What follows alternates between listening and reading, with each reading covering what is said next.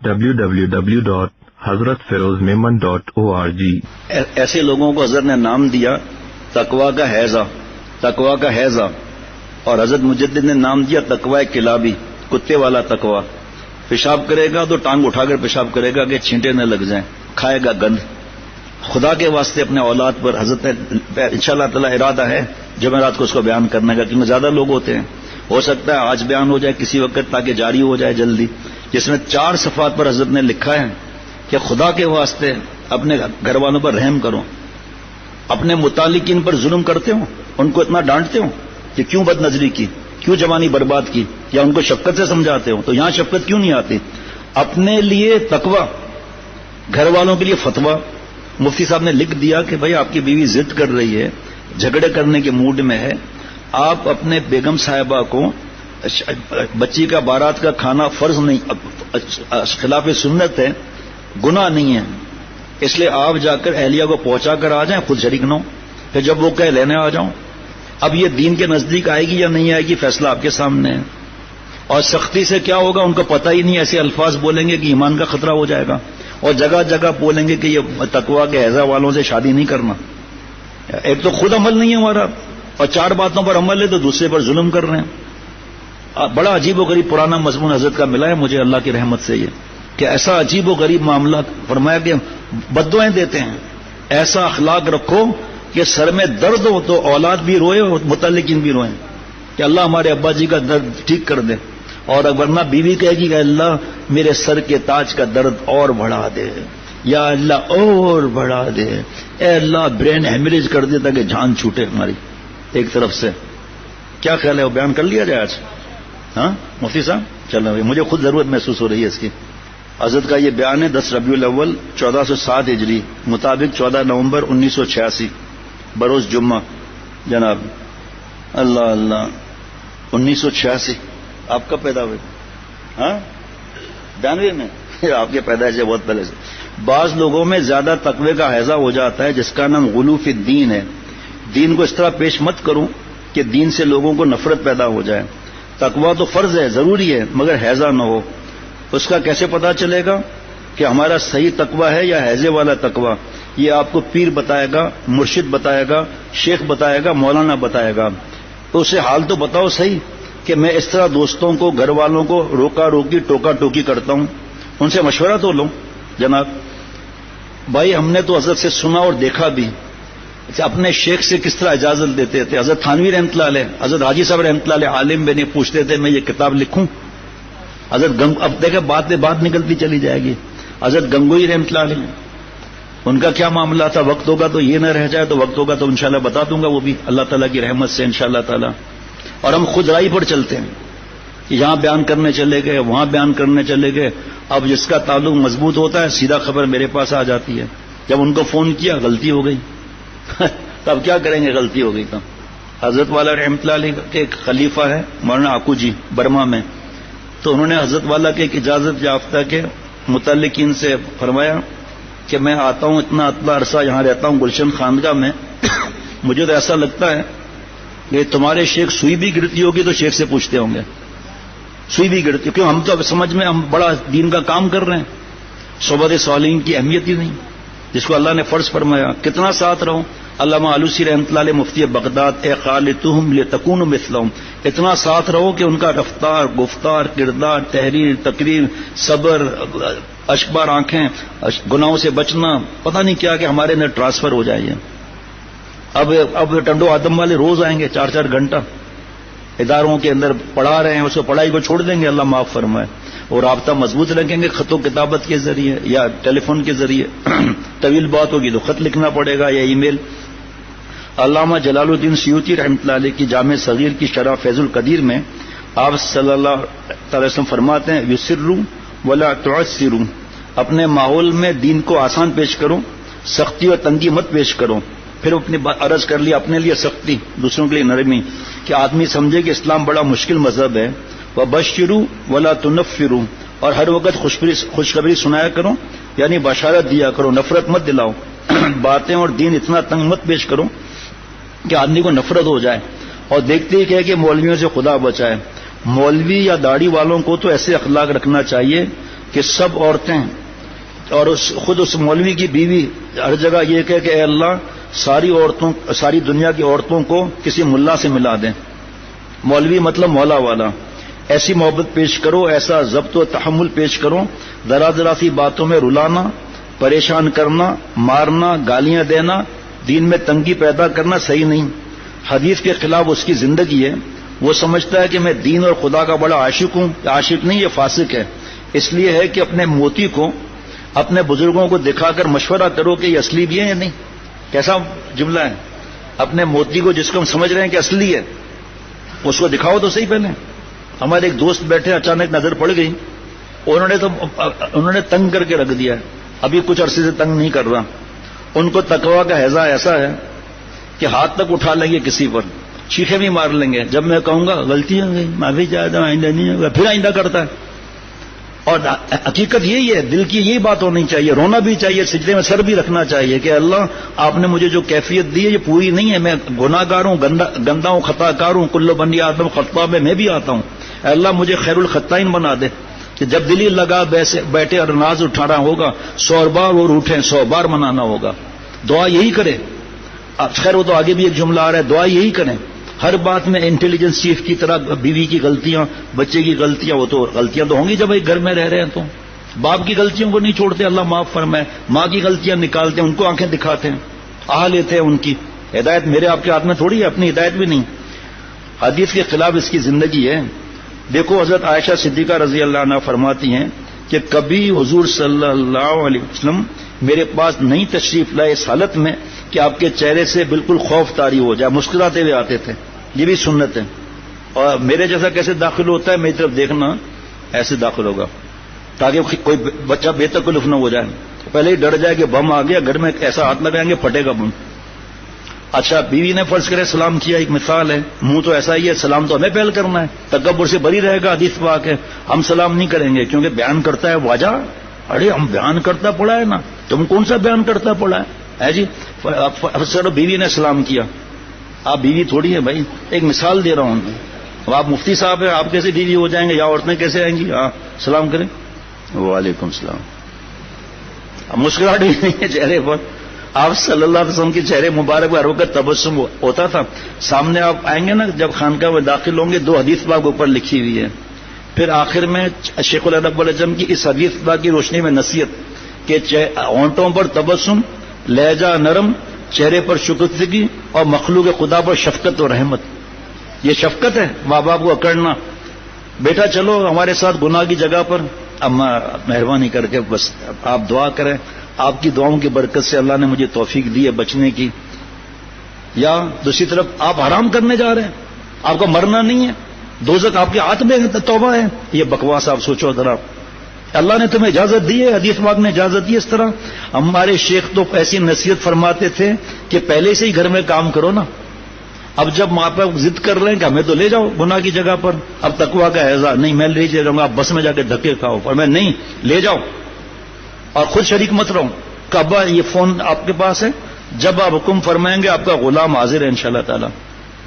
اب وہ تلاش کریں گے خوشی کے اندر کہ ایسا بیٹا ہے، یہ کیوں منع کر رہا ہے. اور ضد میں تلاش نہیں کریں گے بلکہ اور ضد کریں گے. ایسے جملے کہہ دیے کہ پھر جوتے کھانے پڑیں گے اگر توبہ نہ کی تو. ان کا ایمان ہی چلا جاتا ہے، نکاح ہی ختم ہو جاتا ہے. داڑھی کے معاملے میں اب آپ حرام کام کر رہے ہیں، آپ شیو کر کے گٹر لائن میں واجب کو ڈال رہے ہیں. انہوں نے داڑھی کے بارے میں کچھ خدا نخواستہ برا لفظ کہہ دیا، پھر رہ نہ جائے اس لیے جلدی عرض کرتا ہوں. آپ صلی اللہ علیہ وسلم فرماتے ہیں اللہ تعالی نے مجھے حکم دیا ہے کہ میں اللہ کے بندوں کے ساتھ نہایت اخلاق سے پیش آؤں. جیسا کہ فرض کو قائم کرنے کے لیے، یعنی اللہ کے وہ قانون جو فرض ہیں ان کو قائم کرنے کے لیے میں حکم دیا گیا ہوں کہ اللہ کے مخلوق کے ساتھ اعلیٰ اخلاق سے پیش آؤں. اور حدیث میں ہے کہ آپ صلی اللہ علیہ وسلم فرمایا کا یہ ارشاد کہ اللہ تعالیٰ نرمی کو پسند فرماتے ہیں. ہر کام میں نرمی سے پیش آؤ، نرمی سیکھو، نہیں آتی تو سیکھو. اگر پیدائشی کانٹے ہوں، اگر پیدائشی کانٹے ہو تو پھولوں کے ساتھ رہو، ان سے پوچھو. پیدائشی کانٹے ہو یعنی گندے اخلاق شروع سے ہی، غیبتیں، طنز. اب طنز سے کوئی دین سیکھے گا؟ اولاد کو منوس، تو فلمیں دیکھتا ہے تو ڈوب مر جا کے، تو تیری شکل نہیں دیکھنی، تو مجھے کھلائے گا.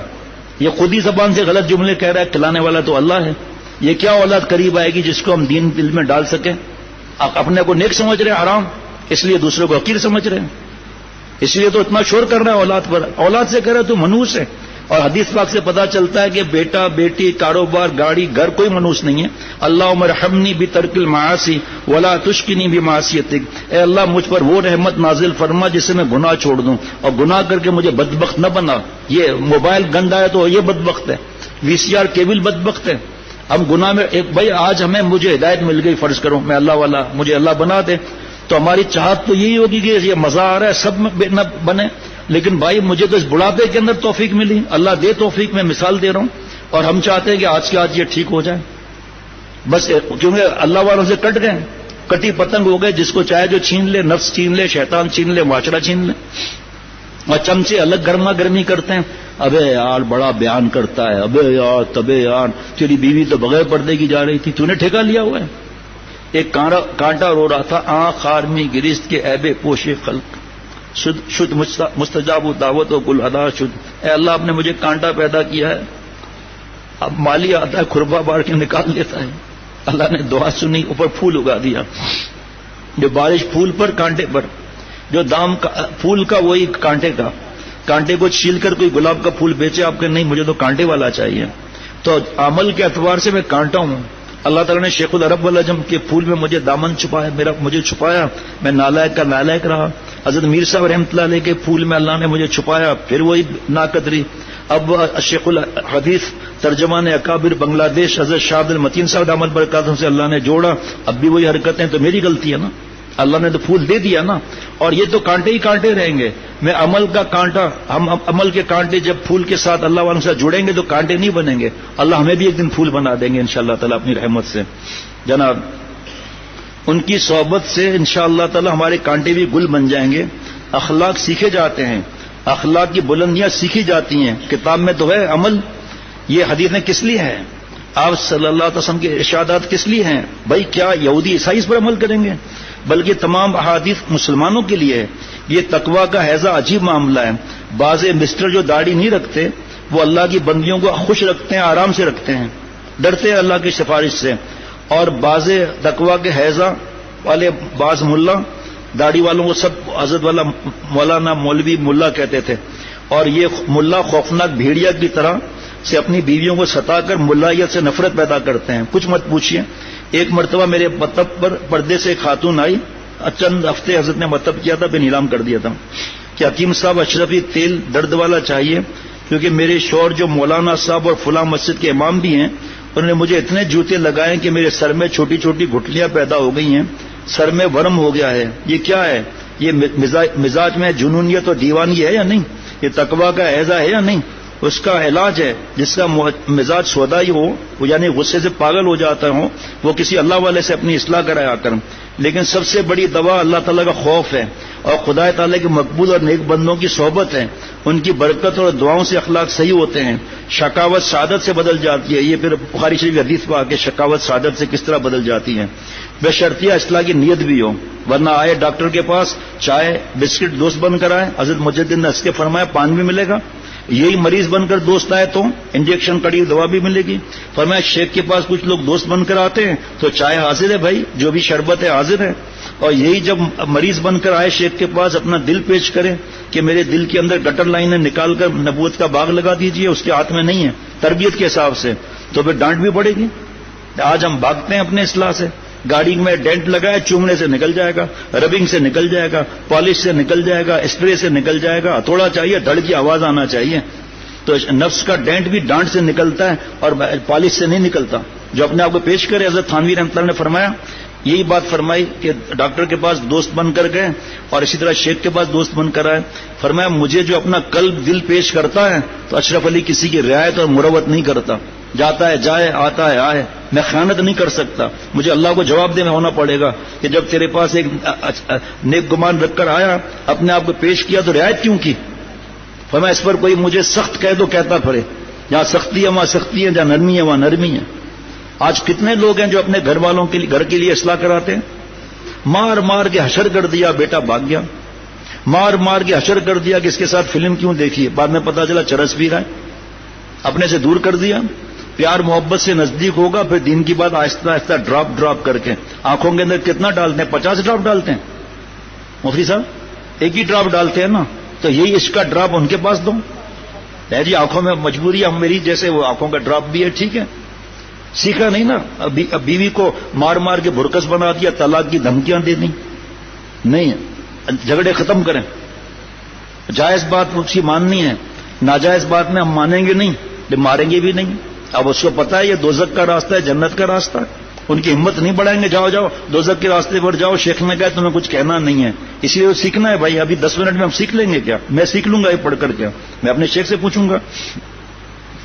جناب بشرطی یہ کہ اصلاح کی نیت بھی ہو۔ اس خاتون کی بات سن کر دل اتنا رویا کہ یا اللہ، اگر کوئی انگریز دان اس کو ستاتا تو یہی کہتی کہ یا اللہ میں کہاں پھنس گئی، قسمت سے کس کے حوالے ہو گئی۔ آج اب یہ عورت منہ سے کیا کہے گی؟ یہ یعنی وہ مسلمان جس کی شان یہ تھی کہ جس کے ہاتھ اور زبان سے کسی کو اذیت نہ پہنچے، بخاری کی حدیث پاک ہے، یہ حدیث پاک ہے یہ۔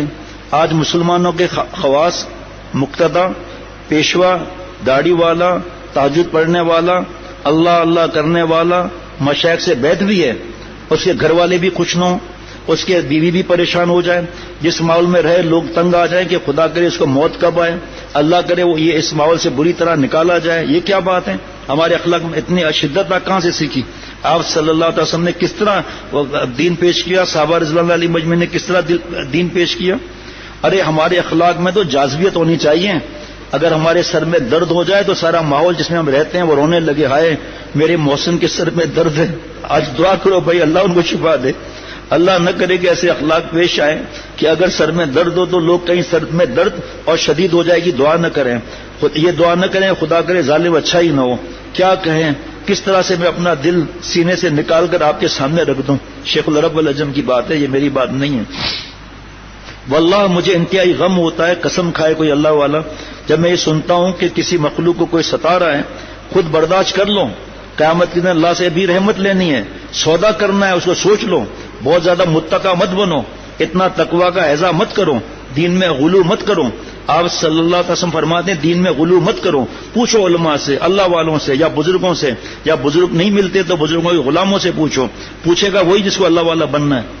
جس کو شیطان والا بننا ہے وہ کیوں پوچھے گا؟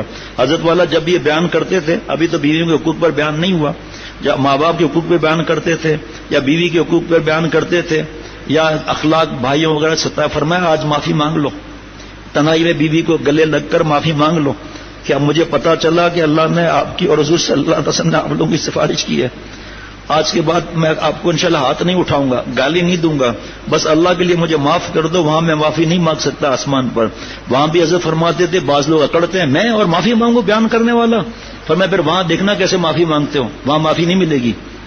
فرمایا اسی طرح روٹھوں کو منا لو، یہ نہیں ہے کہ وہ روٹھے ہوئے ہیں گناہوں پر کہ آپ شریک نہیں ہوئے گناہ کبیرہ میں ہمارے ساتھ، تو وہ اس کو اس سے اچھے اخلاق رکھیں گے، بلکہ ان کی ناراضگی کو منانے کے لیے پیر نہیں چاٹیں گے ان کے، لیکن اچھے اخلاق رکھیں، وہ توڑیں ہم جوڑیں۔ قرآن پاک میں سورہ حامیم سجدہ میں ہے، مفہوم ہے کہ برائی کا بدلہ بھلائی سے دو، ان قریب تم دیکھو گے کہ تمہارا دشمن بھی تمہارا دوست بن گیا، اور برائی کا بدلہ بھلائی سے دینا ہر ایک کا کام نہیں ہے، آگے کیا لکھا ہے؟ نصیبے والوں کا کام ہے۔ تو اب نصیبے والے کیوں نہیں بنتے؟ اکڑ کہ میں معافی کیوں مانگوں جناب، معافی تو پھر کیا ہوگا؟ فرمایا کہ بزرگ نہیں ملتے ان کے غلاموں سے پوچھو، بزرگوں کے خادموں سے پوچھو یہ غلو فی الدین ہے یا نہیں، جتنی شریعت میں گنجائش ہو سکتی ہے اتنا دوسروں کو دو، گنجائش پر وہ عمل کریں۔ اس زمانے میں جو اولیاء اللہ ہیں اور جو ہوئے ہیں ان کے رخ پر رہ کر عمل کرو تو سمجھ لو بہت بڑے اللہ کے ولی بن گئے۔ جناب حضرت تھانوی رحمۃ اللہ علیہ کو دیکھو کہ حضرت کے خادم خلیفہ اپنے بیوی کو لے کر آئے، حضرت تھانوی رحمۃ اللہ علیہ سے عرض کی حضرت میری بیوی کی فلاں چیز راستے میں گر گئی ہے، بیوی کو مہمان خانے میں ٹھہرایا، حضرت کے پاس ہے، حضرت آپ کے مہمان خانے میں بیوی کو ٹھہرایا ہے، راستے میں ان کی کوئی قیمتی چیز گر گئی ہے، لہذا رات کا وقت ہے، گھر میں اکیلی ڈریں گی، لہذا آپ یہاں تھوڑی دیر کے لیے تشریف رکھیں، میں جلدی جا کر سامان اٹھا لوں۔ مجھے دل سے فرما رہے ہیں حضرت حکیم الامت نے فرمایا کہ تمہاری بیوی جس گھر میں رہے گی میں تنہا نہیں بیٹھ سکوں گا، وہ نام محرم میں، فوراً باہر بیٹھ گئے، اور حضرت نے خادم سے کہا کہ ان کی بیوی سے کہو کہ اندر سے دروازہ بند کروا دیں، اپنی اہلیہ سے کہو، اور حضرت دروازے کے باہر فٹ پاتھ پر بیٹھے اور خانقاہ تھانہ بھون سے ایک بزرگ کو اور لے آئے، فرمایا آؤ ہم تم مل کر باتیں کریں. وہ بزرگ فرماتے ہیں کہ اس دن ایسے علوم بیان ہوئے جس کی کوئی حد نہیں. نزول تھا کہ ایک مجدد زمین پر بیٹھا ہوا ہے, اپنے خادم کے گھر کا پہرا دے رہا ہے, لیکن کتنے تقویٰ کے ساتھ, کیا کہیں یہ ہمارے باپ دادا, ڈانٹا نہیں مرید کو کہ مجھ سے کام لے رہے ہو, اور کوئی کس پر اعتماد کرتے وہ. اور ایسا نہیں آج شیخ کو کہتے ہیں کہ شیخ آج چوکیدار آئے نہیں, ہمارے گھر پر بیٹھ جائے. بھائی بات سمجھا کریں نا. حضرت شاہ پھول پوری رحمۃ اللہ علیہ فرماتے تھے کہ ہم حضرت تھانوی رحمۃ اللہ علیہ کے یہاں کھانا کھاتے تھے اور ہمارے پیرانی صاحبہ کی آواز آتی تھی, ہم لوگ آواز سنتے, کان میں پڑتی تھی. آج اتنا ہے کہ اگر خاتون کی آواز پہنچ جائے تو دے دنادن پٹائی شروع کر دیتے ہیں. کہاں سے یہ تقویٰ آ گیا؟ ارے خدا کے واسطے حدود شریعت کو پوچھو. صحابہ رضوان اللہ علیہ مجمعین کو حکم ہو رہا ہے کہ حضور صلی اللہ علیہ وسلم کی بیویوں سے سوال کر لو, ازواج مطہرات رضی اللہ عنہا سے پوچھ لو کہ کیا سودا چاہیے. اتنا زیادہ تقویٰ کا حیضہ نہیں جتنا لوگ سمجھتے ہیں. علماء سے پوچھو اس میں گنجائش کیا ہے, پوچھ پوچھ کے عمل کرو. اب یہ سن لیا, اب جناب بھابھی سے پردے سے باتیں ہو رہی ہیں, اکیلے بیٹھے ہوئے ہیں, فضول باتیں ہو رہی ہیں. قرآن پاک میں تو ضروری بات کا ذکر آ رہا ہے. تو یہ نہیں ہے کہ بات کو, بیان کو سن کر الٹا پیش کر کے ہم گناہ گار ہو جائیں. بھابھی سے باتیں کر رہے ہیں, دل پہ چھوڑی کر رہے ہیں کہ شیخ نے کہا تھا, وہ شیخ نے کہا تھا. قرآن پاک حکم پہلے ہے یا شیخ کا حکم پہلے ہے؟ جو لوگ شیخ کو مقصود بناتے ہیں اللہ ملتے بھی نہیں ان کو. تقویٰ کا حیضہ اور غلو ہے کہ اپنی طبیعت سے کتاب دیکھ کر مسئلہ طے کر دیتے ہیں. ارے دیکھو تو صحیح کہاں سے سلسلہ چلا آ رہا ہے, خیر اللہ کے اس معاملے میں عمل کیا ہے, پھر حدیث کا مطلب سمجھ میں آئے گا. ایک حدیث دیکھ لی کہ عورت کی آواز بھی پردہ ہے, دوسری حدیث نہ دیکھی کہ اے صحابہ تم نبی کی بیویوں سے ضرورت کی چیز, دیکھو آ گیا نا, باہر پردے سے پوچھ لیا کرو. میں تو یہ کہتا ہوں کہ جب تک اللہ والوں کی زندگی ہمارے سامنے نہیں ہوگی, علماء ربانین کو دیکھو, وہ حضرات سب حدیث سامنے رکھتے ہیں محدثین, اور ہم اور آپ حضرت کا نزول ہیں, اور ہم اور آپ, میں تو اپنے لیے کہہ رہا ہوں, ہم اور آپ تو ایک حدیث دیکھ لیتے ہیں وہ بھی مشکل والی, پھر گھر میں سب کو مشکل میں مطلع کر دیتے ہیں. بتائیے اب آپ, یہ سب کو مشکل میں مطلع کر دیا. پوچھو اس میں کیا گنجائش آتی ہے. تنہائی میں حضرت فرما رہے مجھ سے پوچھو, کہیں بھی جو گاڑی اٹکے پھر دیکھو انشاءاللہ دین میں اتنی آسانیاں ہیں, خود بخود گھر والے دین کی طرف آ جائیں گے ہمارے اخلاق کی وجہ سے. اس کو خاموش تبلیغ کہتے ہیں. کوئی شخص نہیں کہہ سکتا کہ دین بہت مشکل ہے, لیکن جہاں تقویٰ کا حیضہ ہوتا ہے خود سے متقی بن گئے. حالانکہ یہ شخص انتہائی خبیث و تباہ ہوتا ہے, اپنے گناہوں کو بھلا چکا, اپنے زندگی کے تاریخ کے بھیانک ماضی کو یاد نہیں کرتا, بس چند دن اللہ اللہ کر کے دماغ میں تکبر سما گیا, اب وہی تقویٰ کا حیضہ اور غلو فی الدین میں مبتلا ہے. بات بات میں سارے گھر میں کٹ کٹ کٹ کٹ لگائی ہوئی ہے, جو لکھا ہے حضرت بیان میں نے اسی طرح لکھوایا ہے. تو 3 دفعہ کٹ کٹ لکھا ہے, میں 1 دفعہ کٹ کٹ کیوں کہوں؟ اگر 1 دفعہ کٹ کٹ کہوں گا تو لوگ کٹ کٹ چاکلیٹ سمجھ لیں گے, اسے 3 دفعہ کہہ رہا ہوں کہ پھر کٹ کٹ کٹ کٹ لگائی ہوئی ہے. یہ کوئی زندگی ہے؟ یہ کٹ کٹ کٹ کٹ کی زندگی کی کوئی شریعت اور اسلام نہیں ہے. کیا اللہ والے ایسے رہتے ہیں؟ اگر صحیح معنوں میں دین کی سمجھ آ جائے تو گھر میں جنت کا سا مزہ آنے لگے. بیوی بھی روئے کہ ہائے کیسا کریم شوہر ملا تھا, بچے بھی یاد کریں کہ بابا کتنا شفیق و مہربان تھا. سبحان اللہ, آج کیا ہے کیا بتاؤں. اللہ تعالی رحم فرمائے. www.hazratferozmemon.org